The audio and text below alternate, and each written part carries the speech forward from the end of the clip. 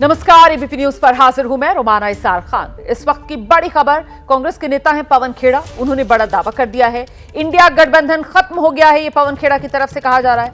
सिर्फ लोकसभा चुनाव तक ही इंडिया गठबंधन था। पवन खेड़ा ये बयान दे रहे हैं इंडिया गठबंधन को लेकर।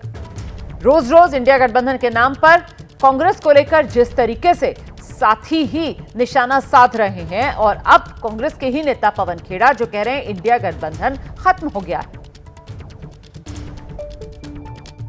ये लोकसभा चुनाव के लिए था गठबंधन, बिल्कुल ठीक बोल रहे हैं। वो जो इंडिया गठबंधन था वो लोकसभा चुनाव के लिए राष्ट्रीय स्तर पे अलग अलग राज्यों की परिस्थिति के हिसाब से जो दल हैं, कांग्रेस हो या क्षेत्रीय दल हो, वो निर्णय लेते हैं कि हमें इकट्ठे लड़ना है या अलग है। उधर अरविंद केजरीवाल पर प्रवेश वर्मा का तीखा हमला। जाट आरक्षण के आरोप पर अरविंद केजरीवाल पर प्रवेश वर्मा बरसे हैं। केजरीवाल ने जाटों के लिए कोई काम नहीं किया, ये प्रवेश वर्मा की तरफ से कहा जा रहा है। दिल्ली देहात में मोदी सरकार ने ही काम किया है। आज केजरीवाल को जाट याद आ रहे हैं, ये सवाल पूछ रहे हैं प्रवेश वर्मा। देखिए, आज अरविंद केजरीवाल मीडिया के सामने आए और उनकी तरफ से आकर कहा गया कि दिल्ली की जो ओबीसी लिस्ट है उसमें तो जाटों को आरक्षण है, लेकिन केंद्र की ओबीसी लिस्ट में दिल्ली के जाटों के लिए आरक्षण नहीं है, और इसी को लेकर यह सियासी आर-पार।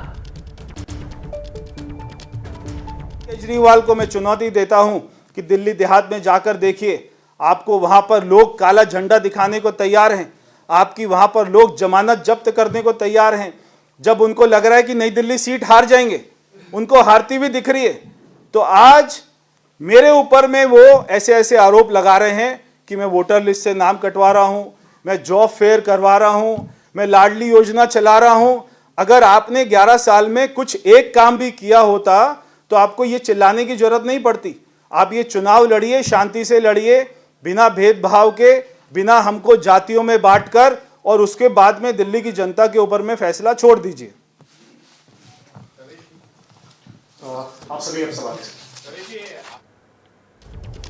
प्रवेश वर्मा को आप सुन रहे हैं, मीडिया के सामने आए हुए हैं, कह रहे हैं कि बिना जातियों में बांटकर अरविंद केजरीवाल चुनाव लड़े। अगर अरविंद केजरीवाल ने काम किया है, ये जाति के लेकर चुनाव में क्यों आ रहे हैं अरविंद केजरीवाल?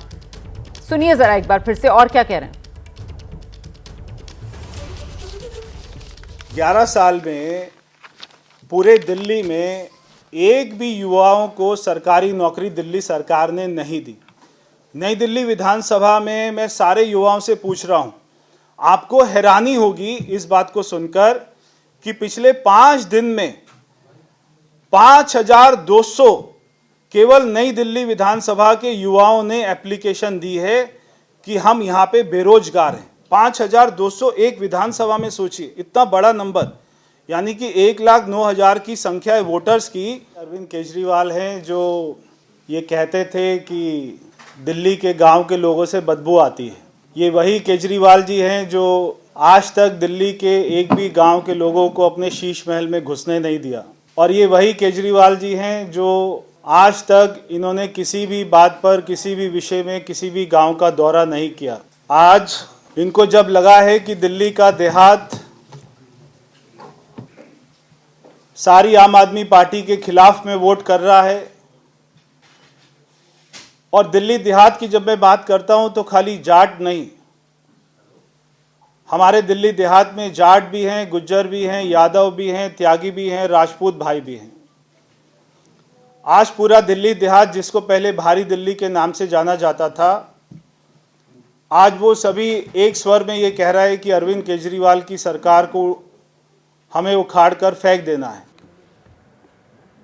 तो देख रहे हैं आप किस तरीके से दिल्ली का चुनावी माहौल गर्माता हुआ, और अब नया मुद्दा जो है वो जाट आरक्षण का सामने आ गया है, जिसको लेकर अरविंद केजरीवाल की तरफ से जब बीजेपी को कटघरे में खड़ा किया गया तो फिर प्रवेश वर्मा सामने आए हैं और पलटकर अरविंद केजरीवाल से पूछ रहे हैं कि उन्होंने अपने कार्यकाल में जाटों के लिए क्या किया। और देखिए, अब आज से 4 दिन बाद प्रयागराज में महाकुंभ की शुरुआत होगी। संगम नगरी में साधु संतों का पहुंचना जारी है। कल वैष्णव संप्रदाय के 3 अखाड़े पहुंचे थे, और आज महाकुंभ में जगत गुरु शंकराचार्य स्वामी अभिमुक्तेश्वरानंद सरस्वती जी की पेशवाई हुई। शंकराचार्य ने अपने महाकुंभ नगर प्रवेश के दौरान अपनी नाराजगी व्यक्त करते हुए कहा कि इस बार महाकुंभ में राजनीति आ गई है, जो गलत है। शंकराचार्य स्वामी अविमुक्तेश्वरानंद सरस्वती का दावा, महाकुंभ में राजनीति आ गई है। कुंभ में डरेंगे तो मरेंगे का पोस्टर लगाना गलत। अविमुक्तेश्वरानंद ने कहा है सही नारा है, डरेंगे तो बचेंगे।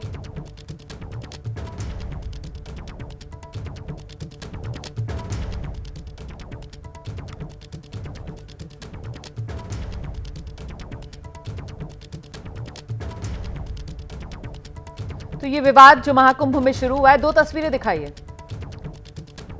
दो तस्वीरें हम आपको दिखाने जा रहे हैं। ये तस्वीरें आपके सामने होंगी। दो तस्वीरें कुंभ में जो आर पार छिड़ गया है साधु संतों के बीच, उसी को लेकर ये देखिए। ये दो तस्वीरें आपके सामने हैं। जगत गुरु नरेंद्राचार्य की तरफ से डरेंगे तो मरेंगे वाले पोस्टर, और इसी को लेकर आपत्ति जगत गुरु की तरफ से लगाई गई है। स्वामी मुक्तेश्वरानंद कह रहे हैं कि डरेंगे तो बचेंगे।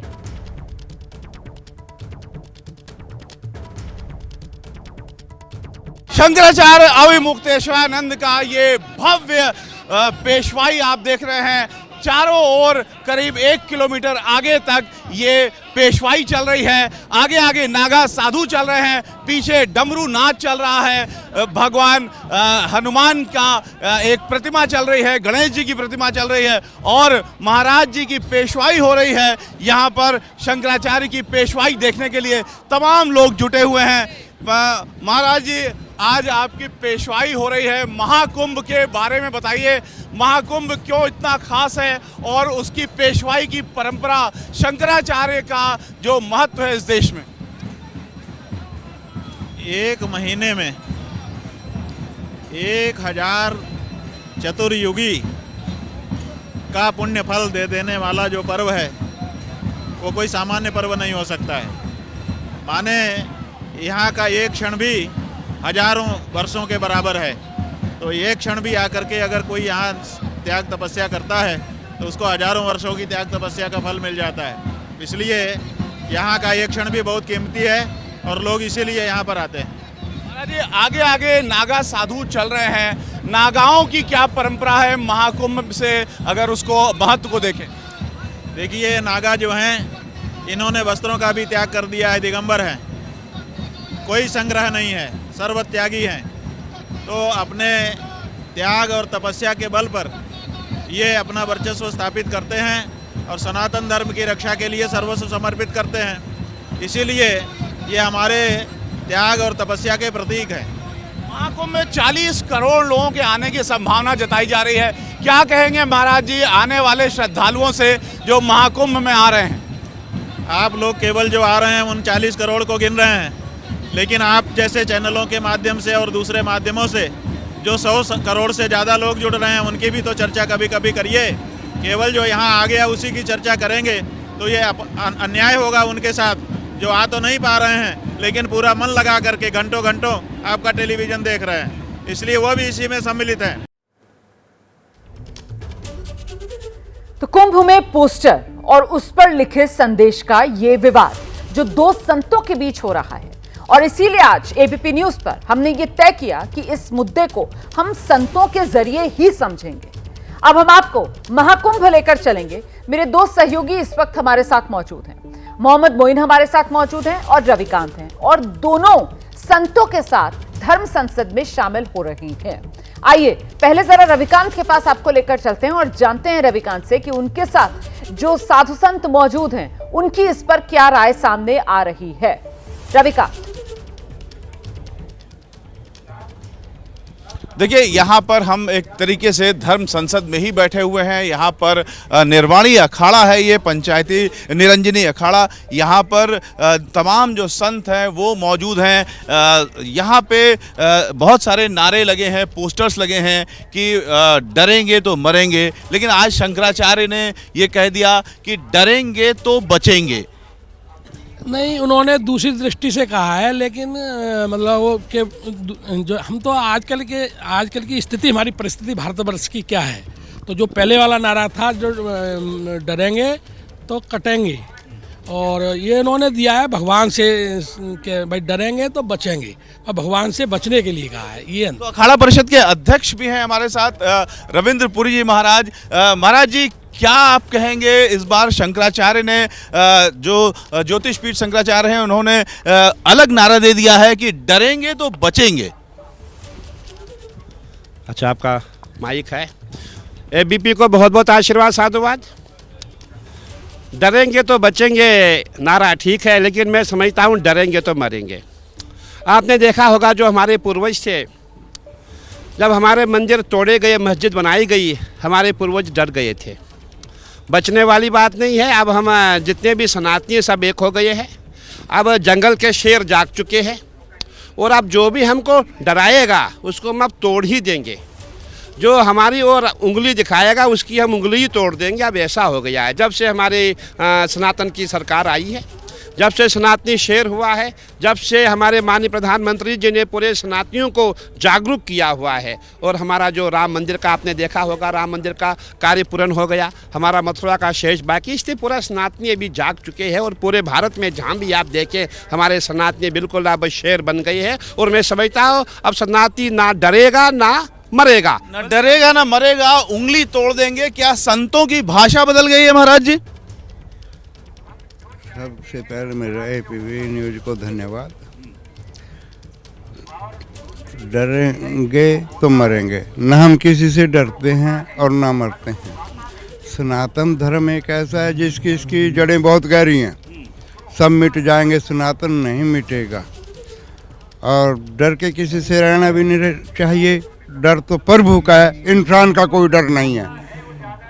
जो भी गलत बोलेगा उसको बख्शा नहीं जाएगा। किस तरह से देख रहे हैं महाकुंभ के माहौल को? क्या इंतजाम है? योगी जी यहाँ आज भी दौरे पर आए हुए हैं। इंतजाम अभी चल ही रहे हैं, कुछ बहुत अच्छे हुए हैं। कैसे देख रहे हैं इन इंतजामों को? आज योगी जी भी आए हैं यहाँ।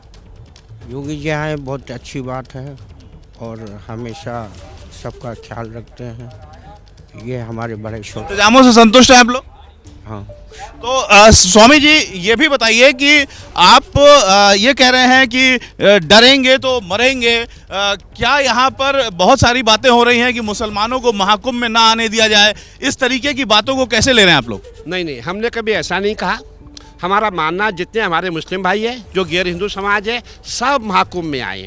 और वो देखें सनातनियों की परंपरा क्या है। आपने देखा होगा जो हम बदनाम हो रहे, बदनाम करने वाला कौन है? गैर मुस्लिम ही सनातनियों को बदनाम करता है। वही नाना प्रकार की हमारी बातें हमारे विषय में बोलता रहता है। और मैं यही चाहता हूँ जितने भी हमारे गैर सनातनी है हमारे प्रयागराज के महाकुंभ में आए, हमको देखे संत कैसे है। संत वाकई में ब्रह्मनिष्ठ तपोनिष्ठ क्या कार्य करते हैं। हम यज्ञ करते हैं, हवन कर रहे हैं, हम सब काम कर रहे हैं। हमारी पूजा पद्धति क्या है, मैं समझता हूँ ये उनके दिमाग में ये बातें हमारी असर करेगी, और भी वो भी हमको फॉलो करेंगे। और जो सनातन से गैर हिंदू बने हैं वो घर वापसी करेंगे। बहुत सारे लोगों को महाकुंभ की तैयारियां पसंद आ रही हैं, लेकिन अखिलेश यादव ये कह रहे हैं कि सनातन में का जो सरकार है वो सनातन के महाकुंभ में अपने पाप धो रही है। पाप नहीं धो रही है, पाप तो सनातनी के पास पाप है ही नहीं, पाप तो बहुत दूर है।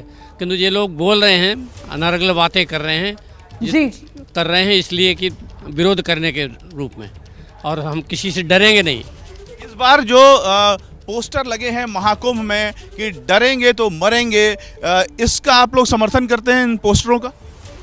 बिल्कुल करते हैं।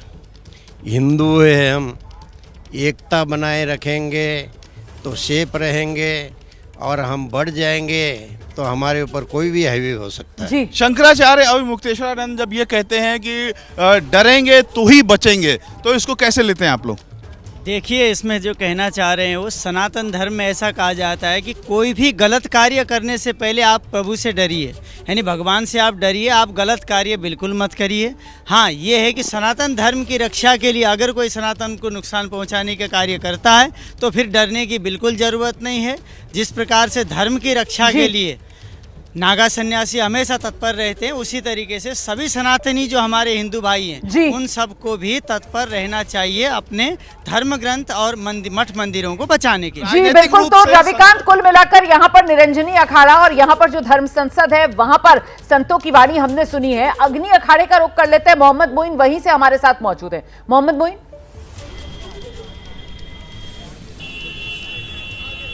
देखिए, निश्चित तौर पर कहा जा सकता है कि प्रयागराज महाकुंभ में यूपी की योगी सरकार के द्वारा जो व्यवस्थाएं की गई हैं उसे लेकर संत महात्मा बेहद खुश हैं। संत महात्माओं का साफ तौर पर कहना है कि व्यवस्थाएं ऐसी हैं जिसे कहा जा सकता है कि न भूतो न भविष्यतो, यानी पहले कभी इस तरीके की व्यवस्थाएं नहीं हुई थी और भविष्य में भी शायद इतनी शानदार व्यवस्था देखने को मिले। इस वक्त हम अग्नि और आवाहन अखाड़े के बाहर मौजूद हैं, जहां आप देख सकते हैं कि जो नागा संत हैं वो धूनी रमा करके बैठे हुए हैं, तमाम मुद्दों पर चर्चा कर रहे हैं और इन नागा संतों को देखने के लिए लोगों का हुजूम उमड़ा हुआ है। लोग दूर से ही इन नागा संतों का दर्शन कर रहे हैं, उनसे आशीर्वाद ले रहे हैं। सबसे पहले हम इन संतों के पास चलते हैं, उनसे प्रतिक्रिया जानते हैं, उनसे जानना चाहते हैं कि आखिरकार पोस्टर लगाने वाले जगत गुरु रामानंदाचार्य नरेंद्राचार्य बाद में आते हैं, उससे पहले उनका पोस्टर आ जाता है, उससे पहले उनकी बातें आ जाती हैं, उससे पहले विवाद सामने आ जाता है।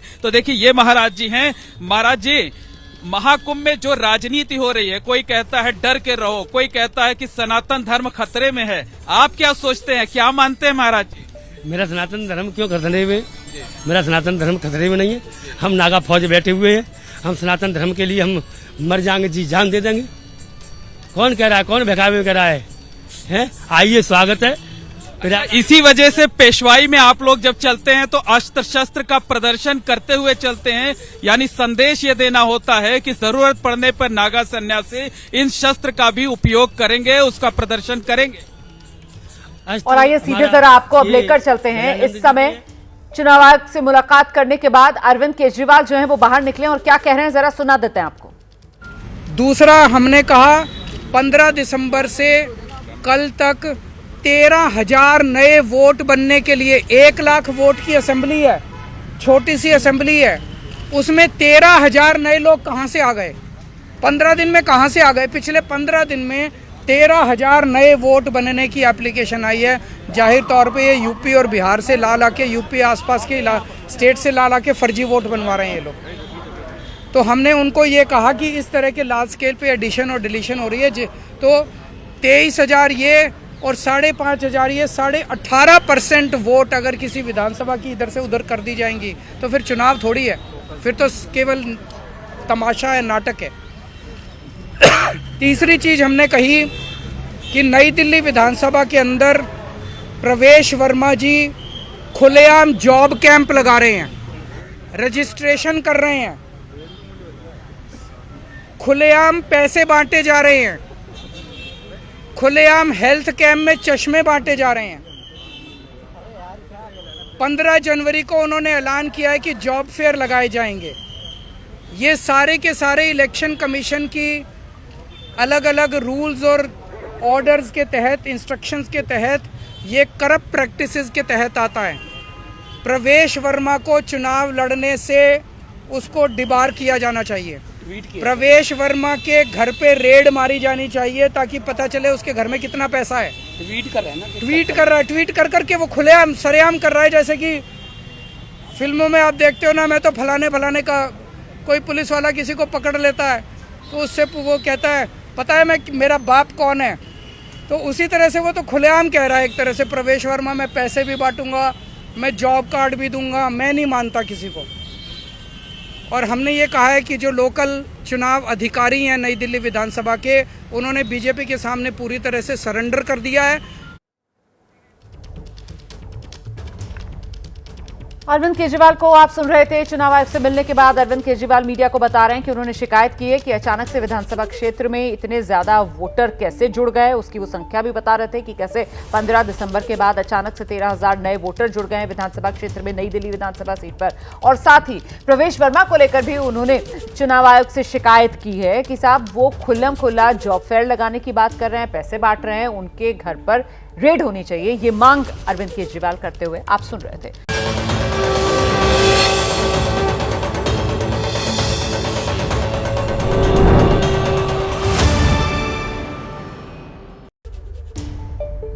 प्रदेश के मुख्यमंत्री योगी आदित्यनाथ प्रयागराज के दौरे पर यहां सीएम महाकुंभ की तैयारियों का निरीक्षण करने पहुंचे हुए हैं। सीएम योगी ने अलग अलग अखाड़ों में जाकर संतों से भी मुलाकात की है और इससे पहले आज मुख्यमंत्री योगी आदित्यनाथ ने संगम घाट पहुंचकर टेंट सिटी का और महाकुंभ में हर तैयारी का नजदीक से जायजा लिया।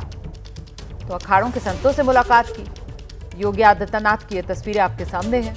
महाकुंभ की तैयारियों का निरीक्षण किया कि किस तरीके से चाहे संगम घाट हो, टेंट सिटी हो, हर जगह योगी आदित्यनाथ पहुंच रहे हैं, खुद तैयारियों का जायजा ले रहे हैं योगी आदित्यनाथ। महाकुंभ की शुरुआत होने वाली है। आज 9 जनवरी है, 4 दिन बाद 13 जनवरी से महाकुंभ की औपचारिक शुरुआत तीर्थराज प्रयागराज में होने जा रही है और इसी को लेकर तैयारियां जोरों पर। करोड़ों की संख्या में श्रद्धालु यहां पर पहुंचेंगे और ऐसे में कहीं किसी तैयारी में कोई कमी ना रह जाए, उसी को लेकर खुद निगरानी करते हुए, निरीक्षण करते हुए मुख्यमंत्री प्रदेश के योगी आदित्यनाथ। हालांकि आपको बता दें कि जितने साधु महात्मा पहुंच रहे हैं, सभी संत बेहद खुश नजर आ रहे हैं। प्रयागराज में महाकुंभ को लेकर राज्य सरकार की तरफ से जो तैयारियां की गई हैं, उसको लेकर संत संतुष्ट।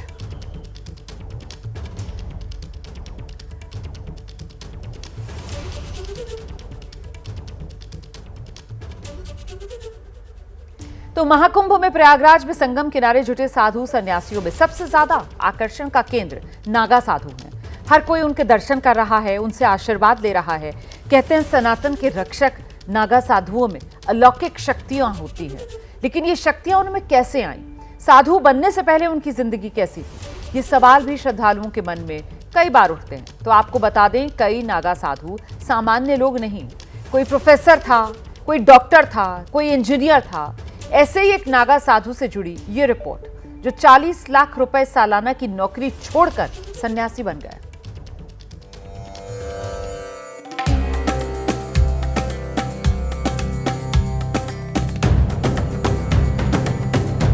महाकुंभ क्षेत्र में हजारों की संख्या में नागा सन्यासियों का डेरा जम चुका है, लेकिन संगम की रेती पर धूनी रमाए ये नागा साधु बाकी सबसे अलग हैं।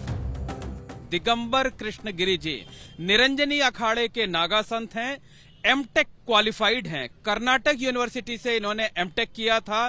कई बड़ी मल्टीनेशनल कंपनियों में इन्होंने काम किया। बाबा जब फराटेदार अंग्रेजी बोलते हैं तो लोग दांतों तले उंगलियां दबा लेते हैं और लाखों की सैलरी छोड़कर सन्यासी बने, ये सुनकर होश उड़ जाते हैं। इंजीनियरिंग में आपकी डिग्री कौन सी थी महाराज जी? M Tech structures from Karnataka university. महाराज जी, जो आपने लास्ट जॉब की है वो 40 लाख रुपए पर 40 लाख प्लस था, उसमें CTC per annum. Digambar Krishna गिरी मूल रूप से कर्नाटक के रहने वाले हैं। 2010 में एक प्रोजेक्ट के सिलसिले में उत्तराखंड गए थे। तब हरिद्वार में कुंभ चल रहा था। धर्म के प्रति नागा सन्यासियों के समर्पण से वो इतना प्रभावित हुए कि सब कुछ छोड़कर अपना जीवन भी सनातन को समर्पित कर दिया। एक दिन फाइनली डिसाइडेड, एक दिन सन्यास लेना ही, इसमें ही देख के अनुभव लेंगे उसको क्या होता है बोल के हरिद्वार आया। हरिद्वार हरकेपुड़ी में 10 दिन मैंने हरकेपुड़ी में फुटपाथ में भीख मांग रहा था, क्योंकि वो तनख्वाह लेने वाला 450 लोग के लिए तनख्वाह देने वाला भीख मांग के जीने के लिए होता है क्या? मतलब एक एक्सपीरियंस पाने के लिए? एक्सपीरियंस नहीं, इसमें मेरा पॉसिबिलिटी है क्या, इसमें मेरा पास होता है क्या, ये सोच के मैंने वो 10 दिन भीख मांगा। इस टेस्ट में पास होने के बाद निरंजनी अखाड़ा में आए। जीते जी अपने हाथों अपना पिंड दान करते हुए दीक्षा ले ली। अब जो भी ट्रेंड चल रहा है, अब जो भी लोग बोल रहे हैं सनातन चले गया, सनातन बचाना बोल रहा है, ये सनातन सन्यासी से ही बचता है। जो सनातन बचने के लिए सन्यासी का सानिध्य चाहिए। इंजीनियर बाबा को देखने के लिए भक्तों की भारी भीड़ उमड़ती है, लेकिन बाबा खुद के जीवन के बारे में ज्यादा चर्चा नहीं करते। पूरा दिन भोलेनाथ की आराधना में बिताते हैं। पूछने पर बड़ी सादगी के साथ कहते हैं कि मैं तो बहुत छोटा सा नागा सिपाही हूं और मुझसे हजारों गुना ज्यादा विद्वान लोग हमारे इस अखाड़े में मौजूद हैं, सनातन की सेवा कर रहे हैं, सनातन की रक्षा कर रहे हैं, सनातन का प्रचार प्रसार कर रहे हैं। कैमरामैन राजेश कुमार के साथ मोहम्मद मोइन, एबीपी न्यूज, महाकुंभ नगर, प्रयागराज। महाकुंभ में इस बार श्रद्धालुओं के लिए भव्य दिव्य इंतजाम होंगे। महाकुंभ में अगर आप पहुंचेंगे तो आपको देखने के लिए बहुत कुछ मिलने वाला है। ऐसी ही चीजों में से एक है डिजिटल महाकुंभ एक्सपीरियंस सेंटर। इस सेंटर में आपको डिजिटली कुंभ की पूरी कहानी बताई जाएगी।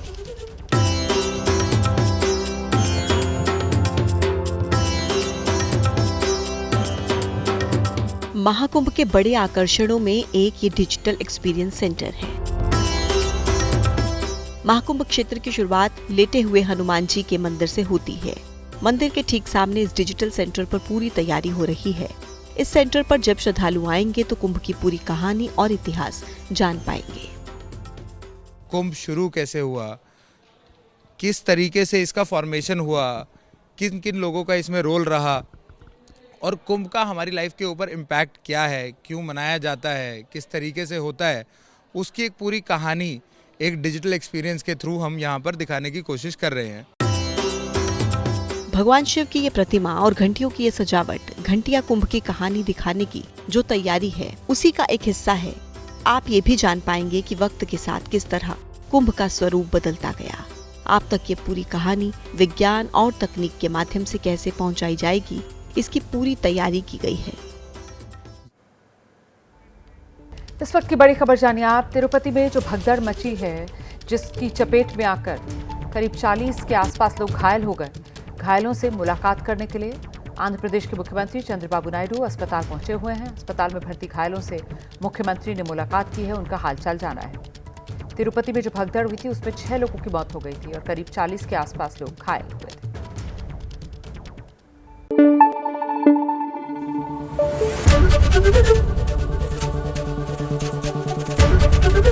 एबीपी न्यूज आपको रखे आगे।